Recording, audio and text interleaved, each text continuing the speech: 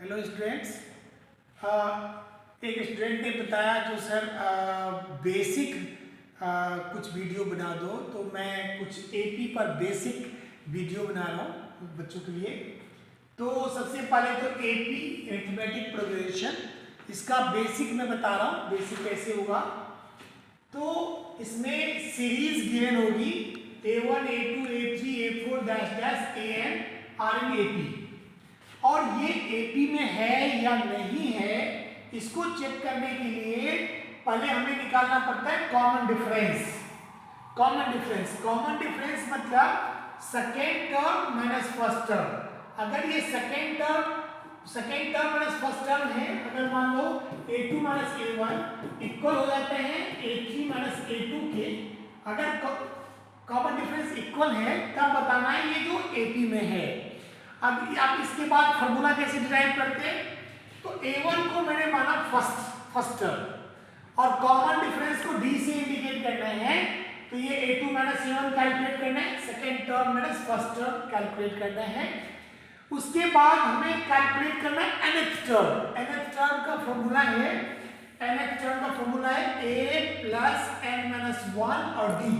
जैसे यहाँ पर हो सकता है second term, third term, fourth term, five term, nine term, 10th term, कोई भी टर्म कैलकुलेट करना है। जैसे फॉर एग्जांपल अब हमें 10th टर्म निकालना है, तो 10th टर्म कैलकुलेट करने के लिए n इक्वल टू आप 10 पुट कर दो, यहाँ पर n इक्वल टू 10 पुट करोगे तो ये आ गया A10 equal to A plus 10 minus 1 और ये D आ गया, तो ये आ गया A प्लस 9D। तो इस तरह से 10th टर्म, कोई भी टर्म ये फॉर्मूला से कैलकुलेट कर सकते हैं हम लोग, कोई भी टर्म।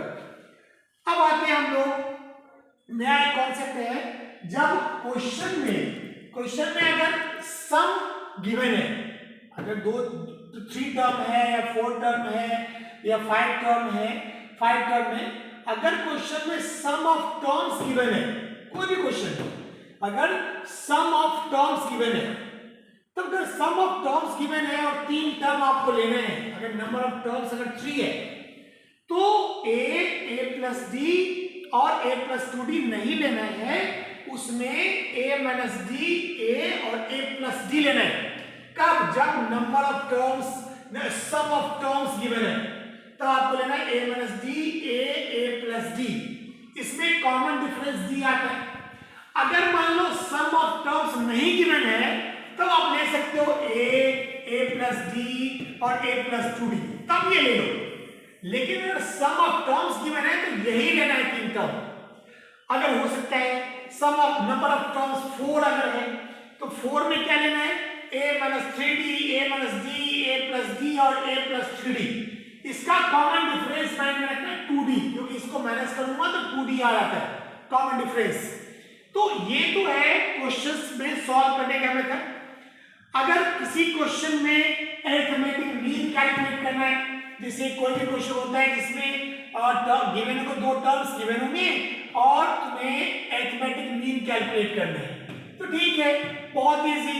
अब अरिथमेटिक मीन कैलकुलेट करने के लिए आप पहले क्या करोगे, ये दोनों टर्म गिवन होगा कैपिटल A और B, capital A he arithmetic mean है, ये तो एपी में है, तो पता ही है कॉमन डिफरेंस इक्वल होता है second term minus first term, मतलब a minus a equal to third term minus second term, तो b माइनस a, और a को left hand side a plus a equal to, या a को right hand side a plus b आ गया, a plus a 2a और a plus b।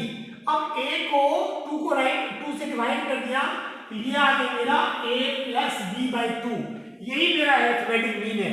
इसको कभी कभी एवरेज ऑफ 2 टर्म्स भी करते हैं, और अरिथमेटिक मीन इसको जनरली माइंड में रखना है, अरिथमेटिक मीन इस तरह से कैलकुलेट करना है।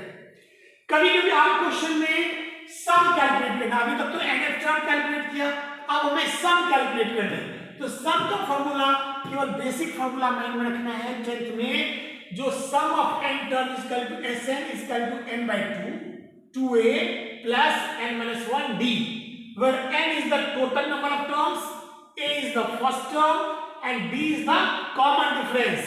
तो अब एक तो ये फॉर्मूला यूज होगा, लेकिन कभी क्वेश्चन में अगर लास्ट टर्म गिवन है, तो ये l को हम बोलते हैं लास्ट टर्म, ये है हमारा लास्ट टर्म। अगर लास्ट टर्म गिवन है तो फॉर्मूला ये अप्लाई करना है n 1/2 a प्लस एल। तो 10th में एपी कैलकुलेट करने के लिए इतने फॉर्मूला माइंड में रखो, सारे क्वेश्चन सॉल्व हो जाएंगे। तो अब इतने फॉर्मूला माइंड में रखो, बोर्ड में अच्छे मार्क्स आएंगे। Okay, thank you.